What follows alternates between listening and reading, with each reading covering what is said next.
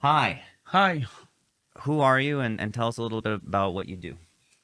I'm Isaac Saloni, and I'm a tour guide in Israel. And I work, my freelancer work is usually in the south and the north of Israel. So I'm familiar very much the roads and the areas inside and outside of the old strip of the settlements inside of the Gaza Strip, not inside of Gaza, but the outside.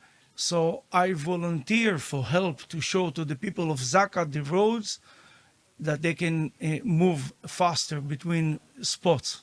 Tell us a little bit about what Zaka is and sort of what your role is in helping them for people who don't know outside of this room. All right, Zaka, it's Israeli program actually, and uh, I know the founder of this because he was my neighbor in Jerusalem in a place it's called Givat HaMiftar. His name was Yuda Meshi Zahav, and his brother, both of them together operate this organization. So I'm familiar with the organization since the beginning. And the beginning was a bunch of guys, religion one, they used to the police forces to pick up bodies from in the time of the 90s. It started in the time that we had in Jerusalem bombs on our buses. And that's how this organization start. And after a few years, it became to be official unit of the police. And they are charged to take bodies and any sites on Israel, Jewish bodies after explosive or wounded or shouted, just to take the remains of everything by the halacha and to bury it, all the pieces. Our main problem is when we have explosions here in Israel, is to look for the pieces of the body. That's where Zaka, they are professional. And that's the main work of these guys of Zaka. That's what they do. They are the Chevra Kadisha, but they work for the police and the army now, and they actually start moving from Israel. They have a lot of operation in Europe and in the States too. So you were helping Zaka, and I wanted to talk to you about October 7th. And I wanted you to just describe the start of that day for you. Like, you woke up, what did you experience?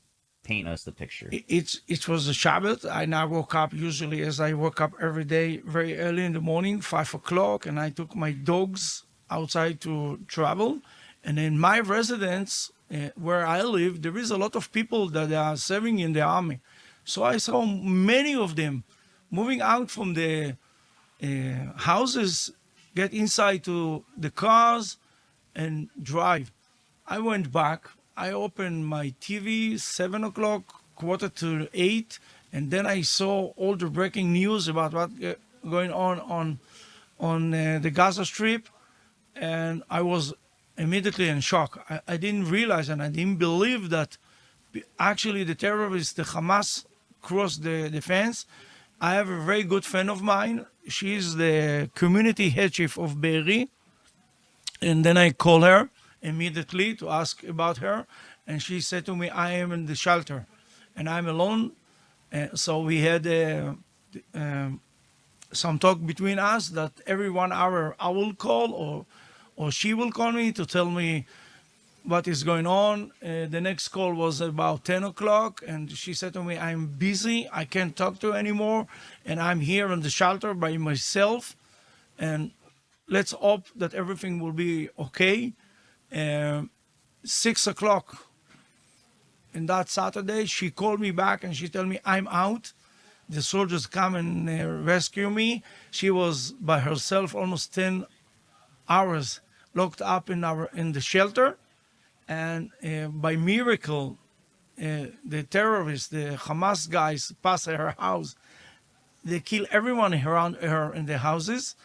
Maybe they didn't know that there is someone inside. She was really quiet.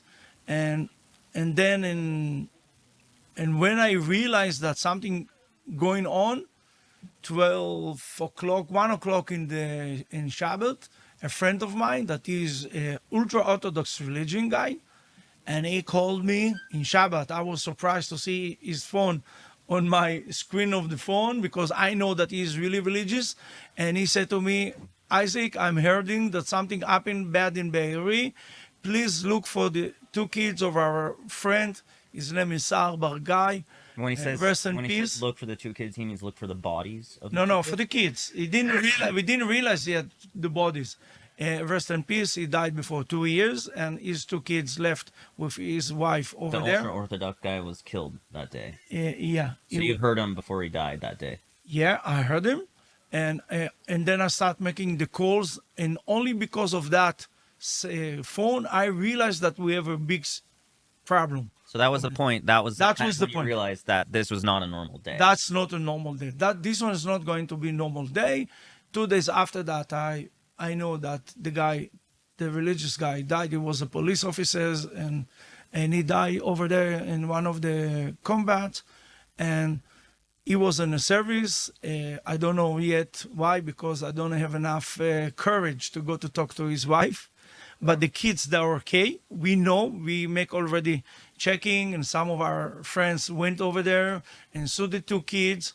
And this one was a breaking point to understand that even religion people in that Saturday, they broke all the laws that they know, and they just took the guns, put the uniforms or not uniforms, some of them the civilian, and went out to the street of the road and start fighting with these terrorists. I'd like to take a moment for people who don't know about the religious laws, just to give them a little backstory to what you're saying. What I understand from what you're saying is it's very unusual for a religious person to ever use their phone on Shabbat. In fact, Shabbat. you don't break Shabbat. You You don't don't touch your break phone. Shabbat for phone. You can break the Shabbat and to go and walk on the street and to take your uniform. But here, these people, the religion one, they use the phone.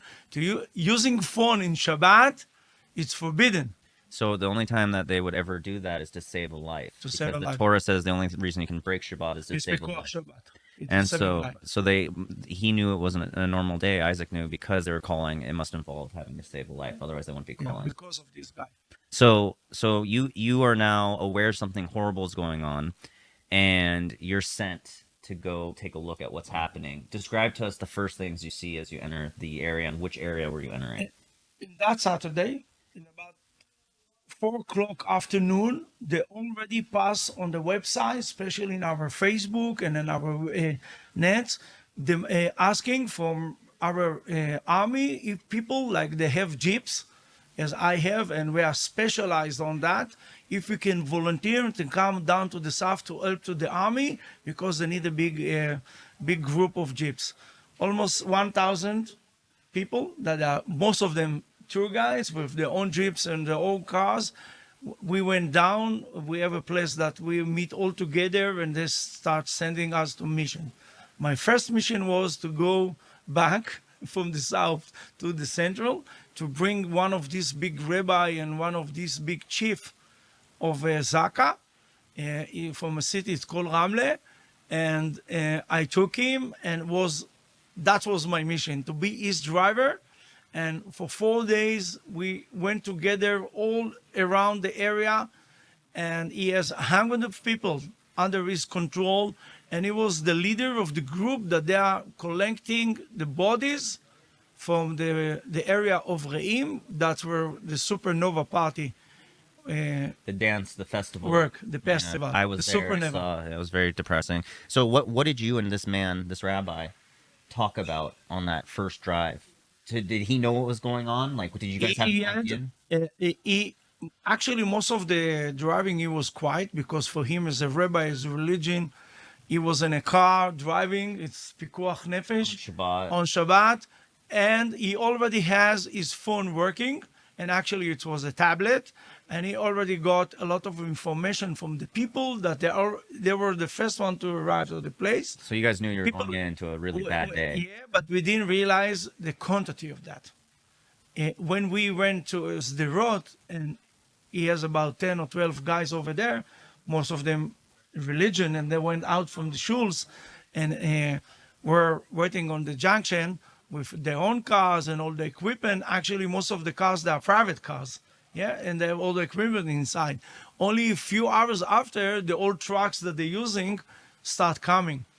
And he realized from the first talking of his guys that they talk about the six kibbutzes and the Supernova Festival music, but nothing prepared him or me when we drove to the area, still fighting, still shooting over there. And So you guys were driving into a live fire scenario. in the live fire, and we didn't realize, only when we saw that in our eyes, hundreds of bodies of young people on the field.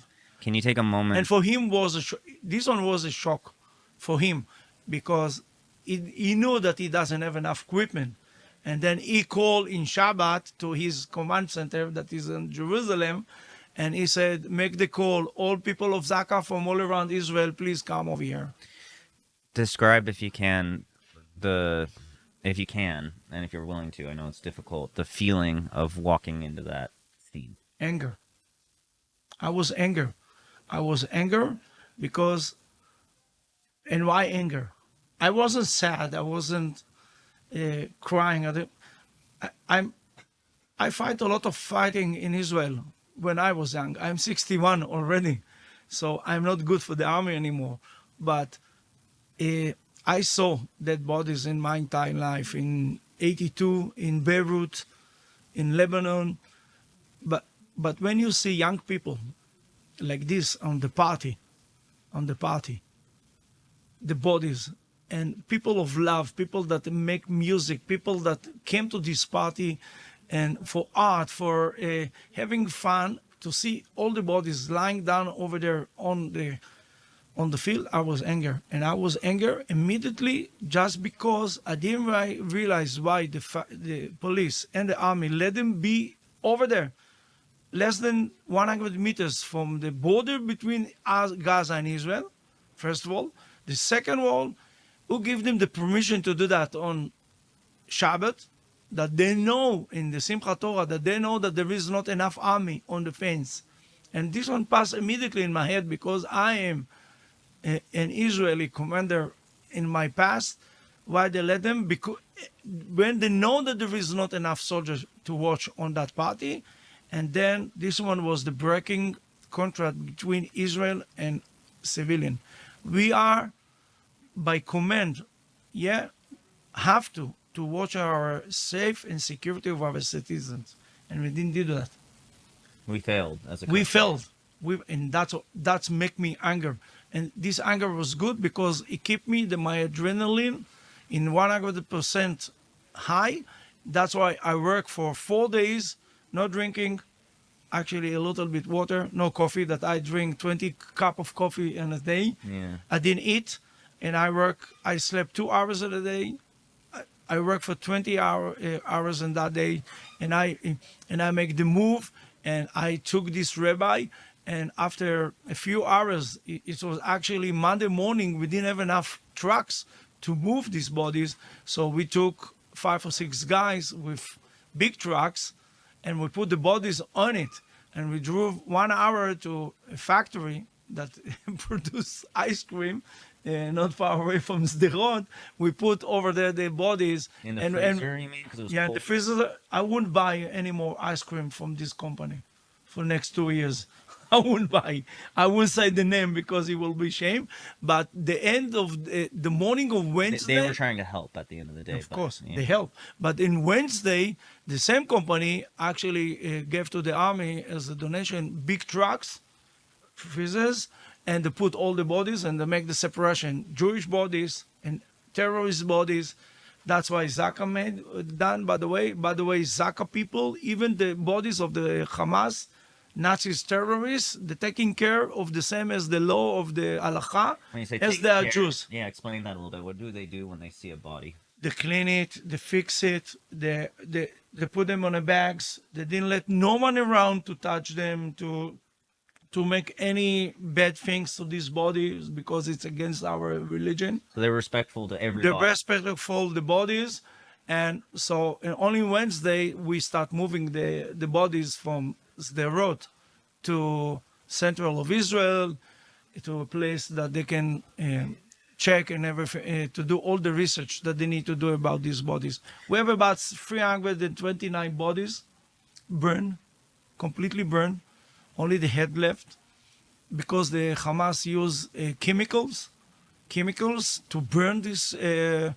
bodies. And really interesting is something happening, that the flesh and the bones become to be one. So it's big problem now to make all this identification of these bodies. Only the head has left. I will show you later the pictures. And so they start. We have 300. I know that they already reduced the numbers. It's only now 270 bodies that they cannot identify them. What do you, because of the burn? I don't know if you've seen how the world's responded to this, but people say online, "Show us proof. We want to see proof." What do you? We don't need, What do you want to say to those people?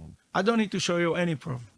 That's my word. And I work as a tour guide, and I have a lot of customers from the States, not Jewish one, evangelist, Christian one, that they come here during the 60s and went to me to a lot of sites in Israel. Some of these priests called me and said to me, "Isaac, just tell us that this one is true." And I said to them, "It's true." And they didn't ask me for pictures, to evidence. They just respect my word. And I don't think so that we need to show to the people these pictures, these horrible pictures, because for normative people that are human being, it's the same time like it was in the Holocaust. Yeah, Polish people live 500 meters from Birkenau. They only smell.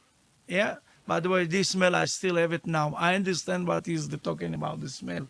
Yeah. When you burn bodies, there is a really sophisticated smell. It's not like a regular smell of rotten bodies. This smell is like sweetie smell on the air, and they didn't realize it. Yeah, they didn't realize it. So the same here, we can show that this to the people because they wouldn't realize. The main issue is not to show to someone a murderer's bodies without head, or women that been raped and they cut their own bellies. And you saw that day? I saw one of the bodies. I saw, and because you don't have the smell, you have to understand the smell of rotten body that lie down for 48 hours on the field, and you can explain that to people. And another one, you ask if we need to show them the proof. No, we don't need.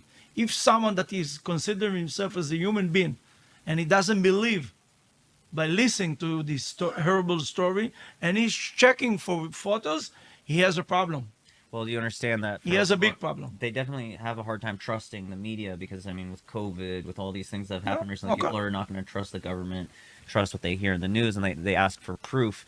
Now, I understand that for you, you feel that you would want there'd have to be something wrong with you to want to see this stuff. If you want to see this stuff, yeah. But also, is there a level of respect for the dead that's involved with not wanting to share it? We have to. We are Jew. Can you explain that a bit for the people? We are in our, according to our laws by religion, we need to respect the bodies. Even our cemeteries, they don't call cemeteries. It's house of life. That's what it's called in Hebrew. Yeah, house of life. We pass the body from this dimension to the other dimension.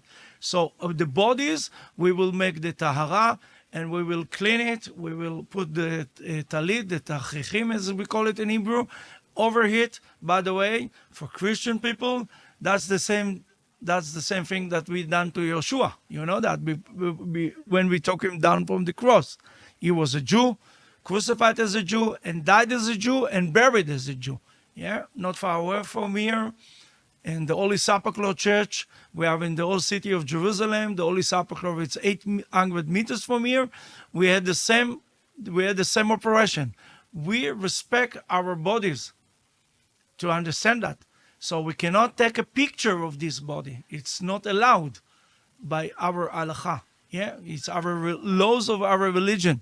So to show you a picture will be insult to be Jewish. Jewish people cannot show you these pictures. It's against our religion. So if you ask for that, you need to think, where is your problem, not ours.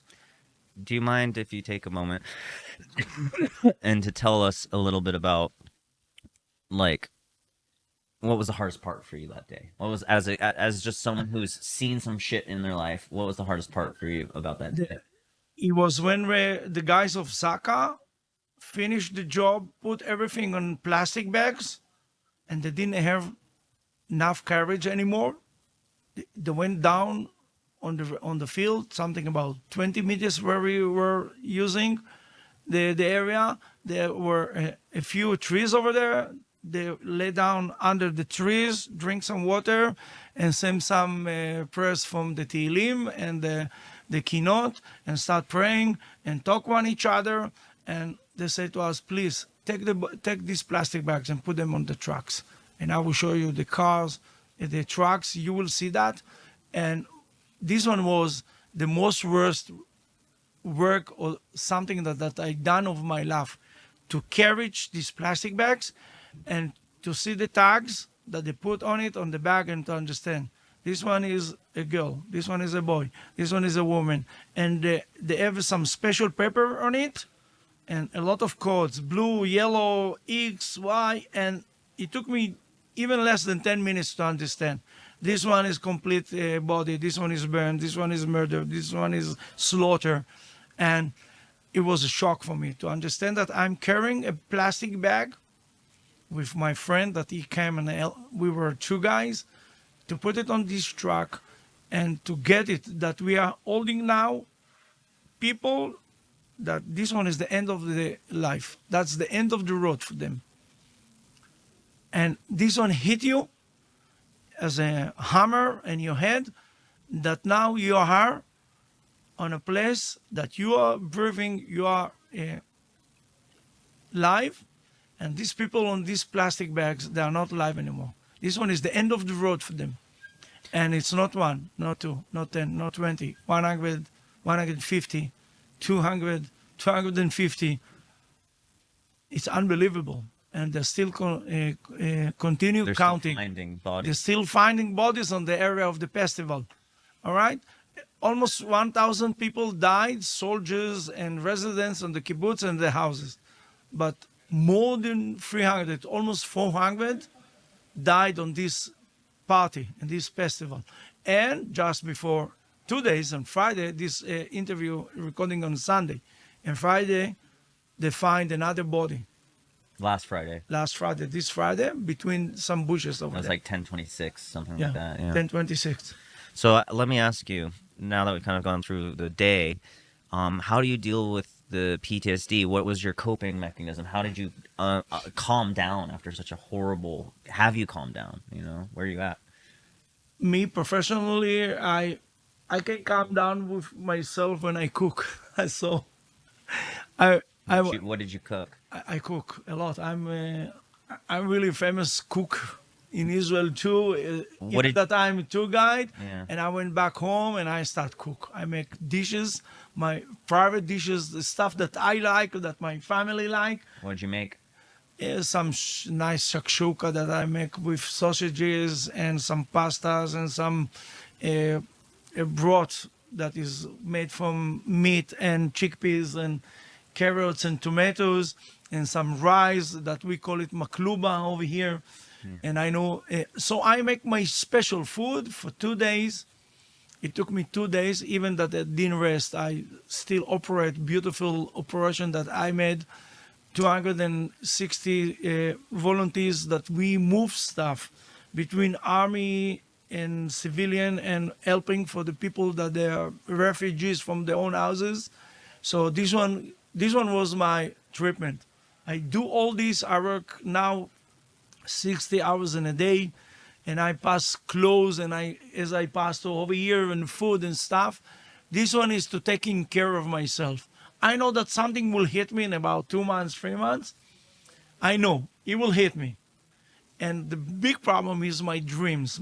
On night, I don't sleep well now, and because I always think about these bags. I took bodies of people that they are very careful for their own families. All of them already buried in cemeteries around Israel, and This one for me to understand that I carried people that for them was the end of the life. It still didn't hit me. I know that he is on the corner. He will be.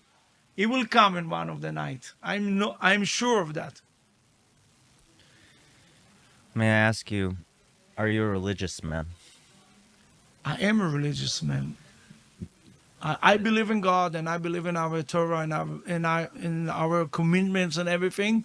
Even that I don't practice in my regular day, but I'm a religion person. May I I ask, always talk about my religion and my God and my Bible.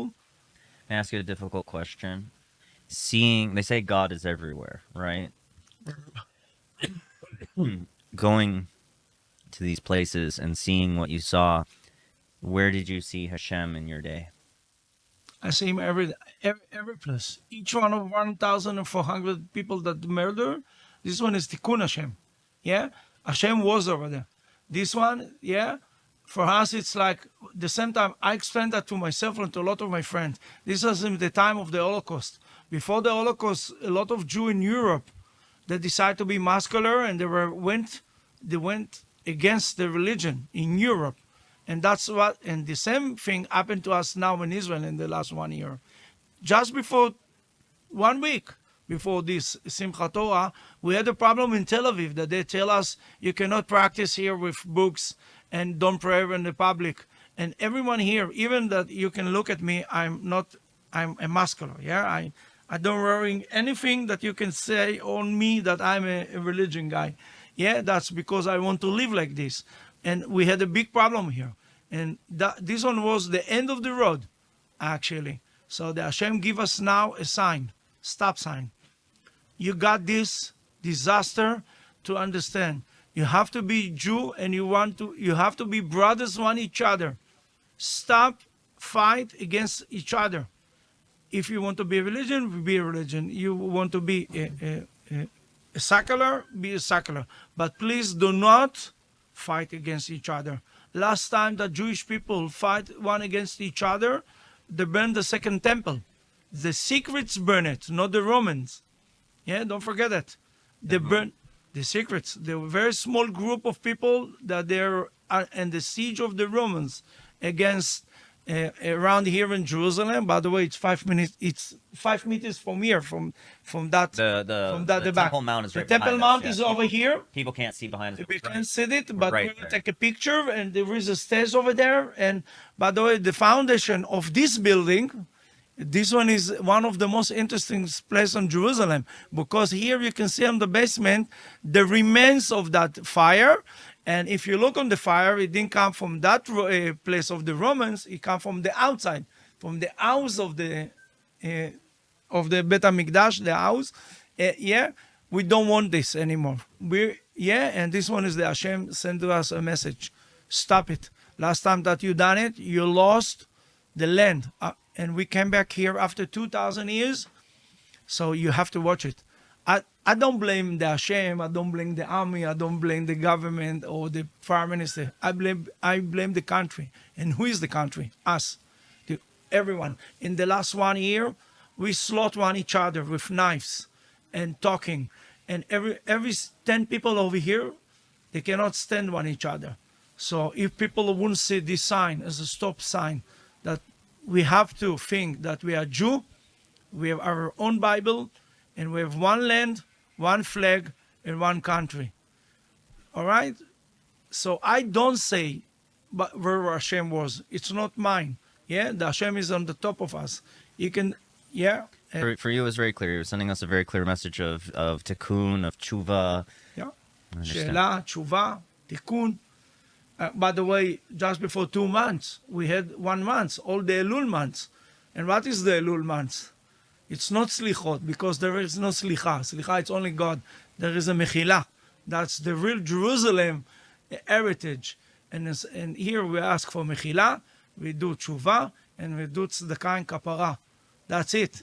The all other places around that they do what they do, it's not Jerusalem way.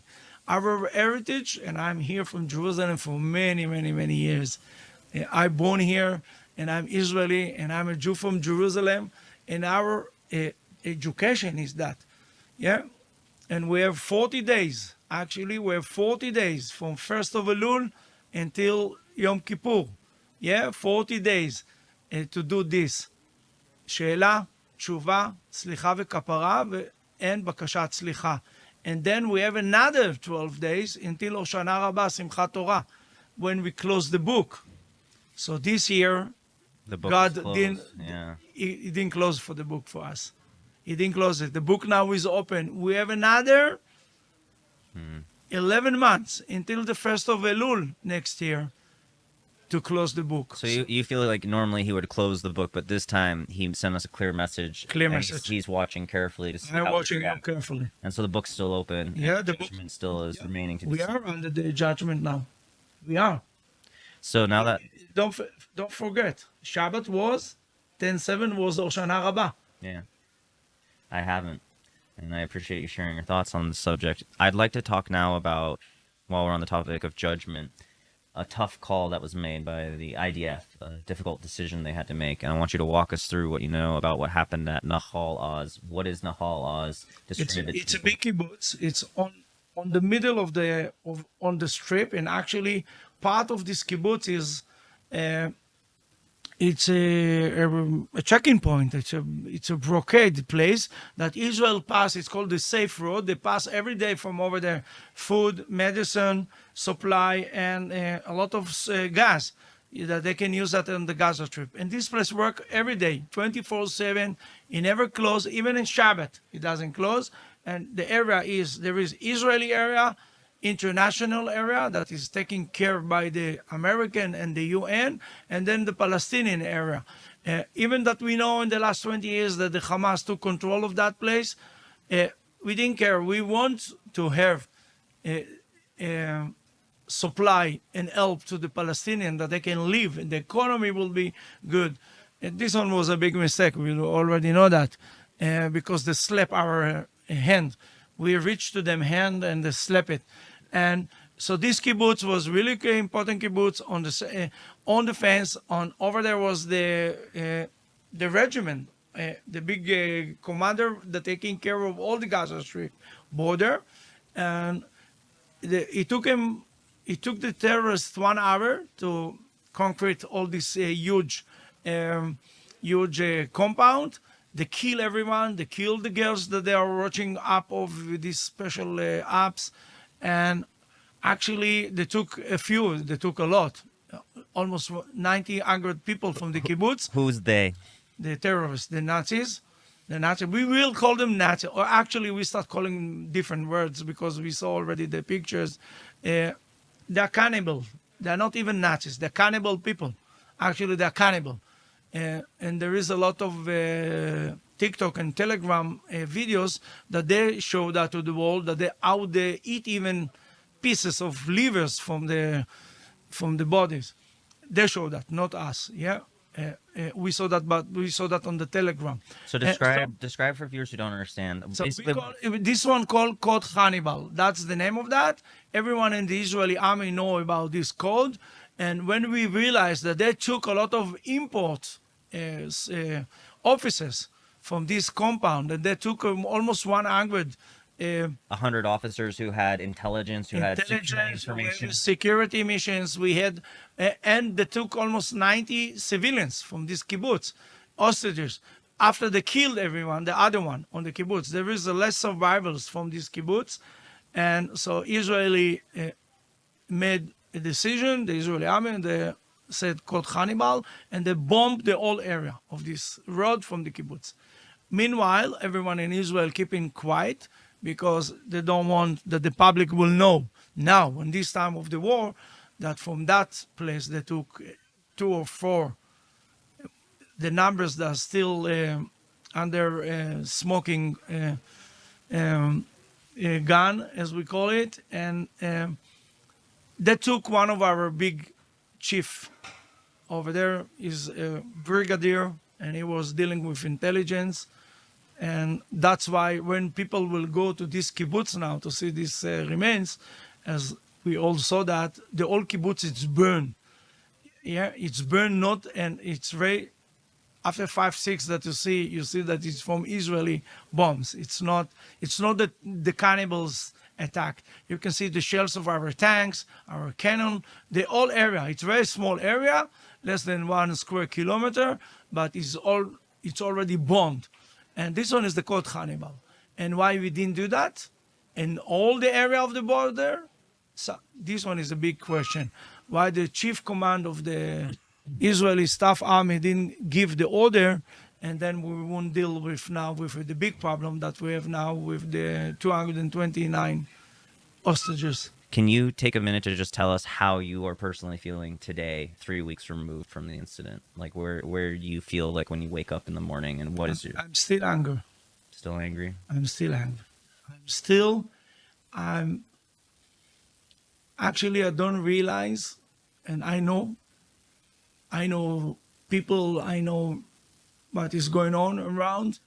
I didn't realize that why we are today, Sunday, we are 3 weeks after that. And Israel actually waiting for approval from Biden and the states that they will organize this coalition over here that they want to collect. This one is our private war. We don't. I have criticized Bibi Netanyahu, our prime minister. For my view, is doing a big mistake that he's waiting for the Americans. You want him to just go in?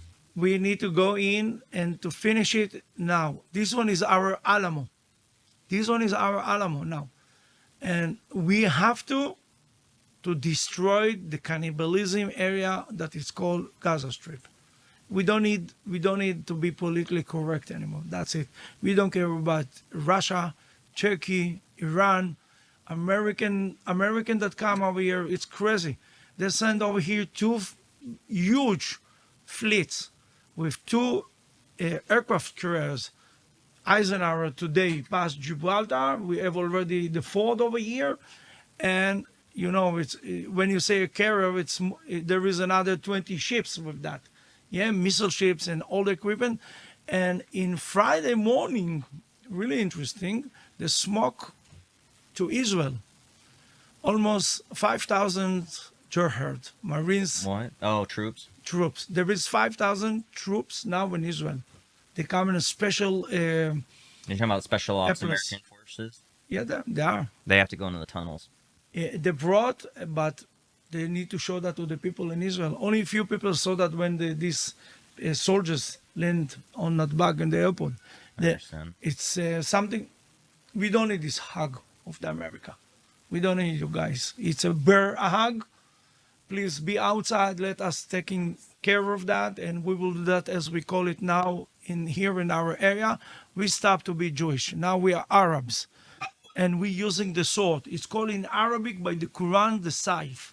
The saif in Arabic, it's mean when you have holy religion. Muhammad tell them you have to take the sword and to kill. Which, by the way, it's a special fatwa only for Jew. For Christian, they will take you as hostage. But if it's for Jew against Jew, this one is the shuhada. That's what they done on the 10/7. It's a war against just It's the a Jewish war people. against the Bible. It's not at the Jew. The people that they are, and when they take this sword, if you want to finish it, you have to use the same sword, and this sword will be down on the ground only when we will kill all of them, and that's how it works.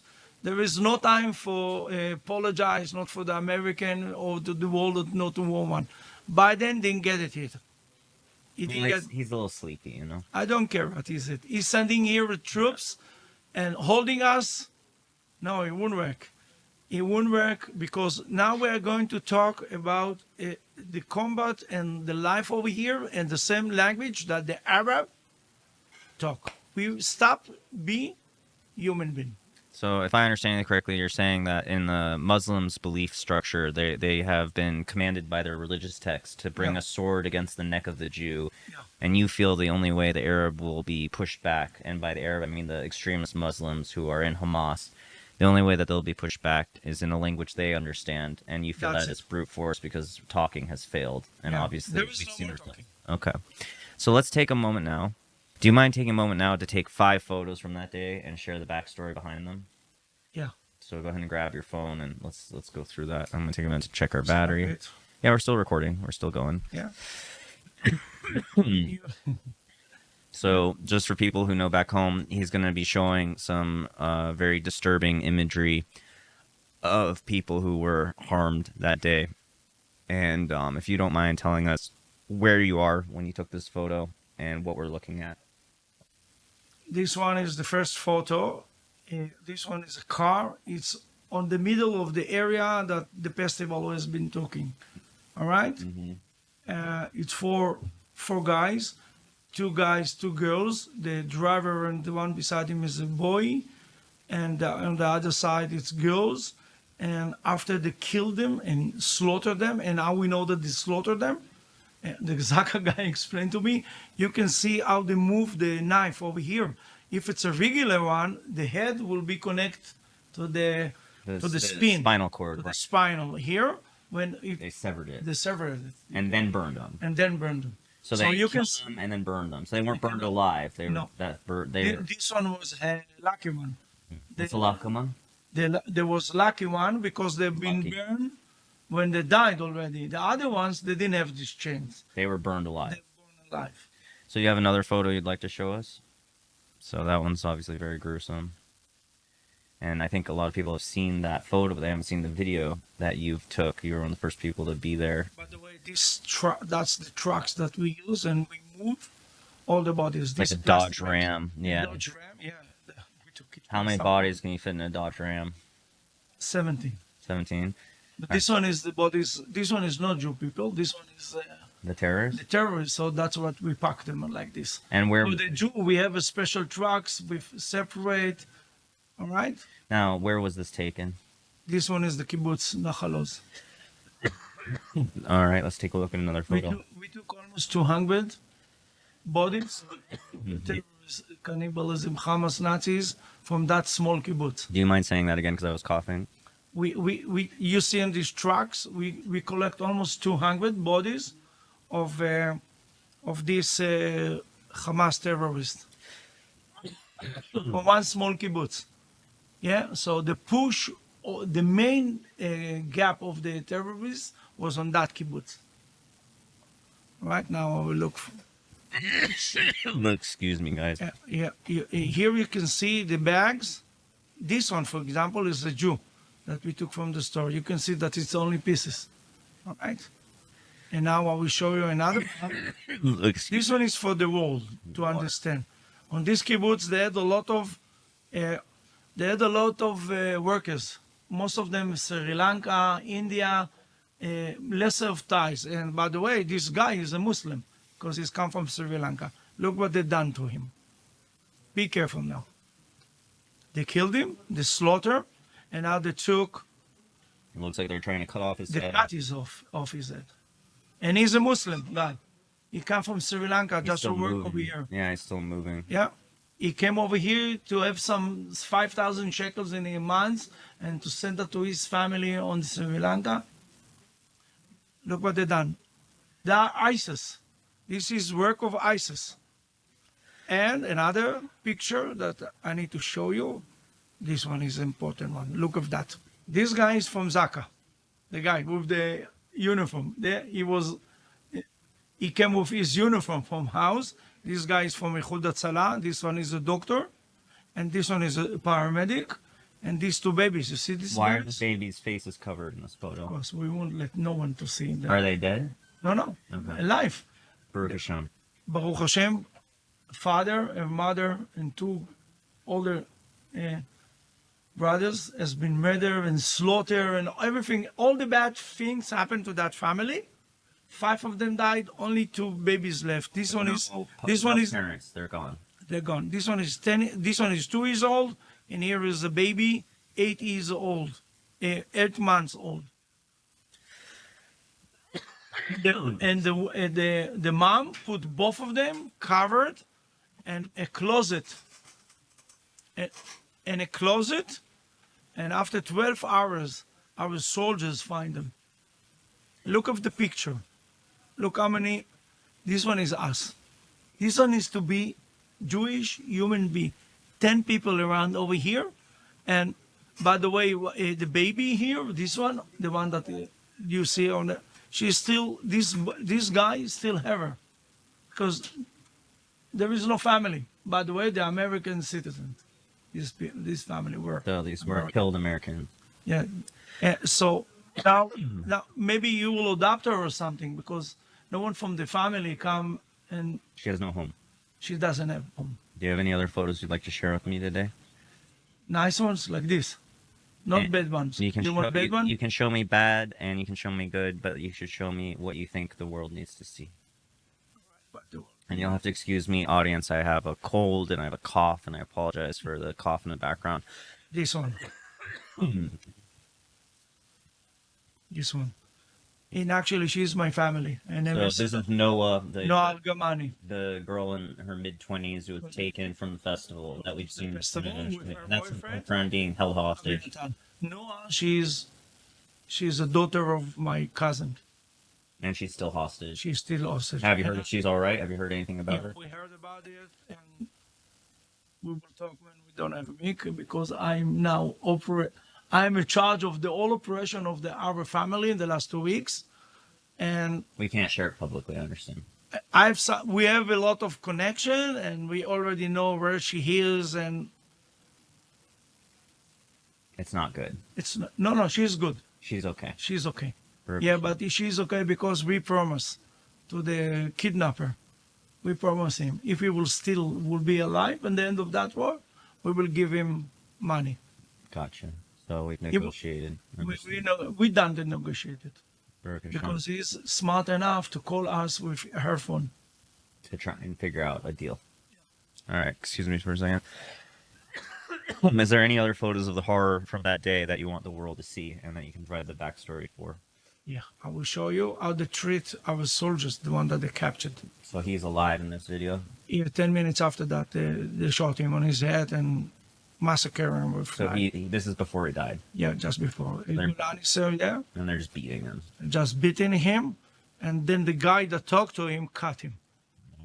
And another one came. Do we have footage of his shot- death or not? No. No, got it. This one we They took. found him after the fact, and this is like the tapes they found. We, So just so we people- took this down from the telegram of the Hamas, but he make all this, and there maybe someone come over there because we heard him over here stop doing that, and he said to them stop filming. It's mean that there was over here some Hamas leader that he was smart enough to say to his troops stop filming. Because he doesn't want. He was trying to keep the world from seeing them torturing. Yeah. That's what he was trying to do. Yeah. Because he knew they were torturing him. You know. And he's saying stop because they're going to kill him either way. And Don't show it. Don't show show the that. world. Because they're cowards. The cowards, and they know that all these telegram pictures, they will be against them. But they weren't smart enough to stop it overall because we saw. We saw a lot, So when people ask thousands for actually. me, when people ask for proof, I'm like, well, just go on Telegram. They have no shame in sharing it, you know? By the way, this guy doesn't live. By the way, no now, and by the way, they're not Arabs. The language that they talk. This one is the kidnapping of this old lady.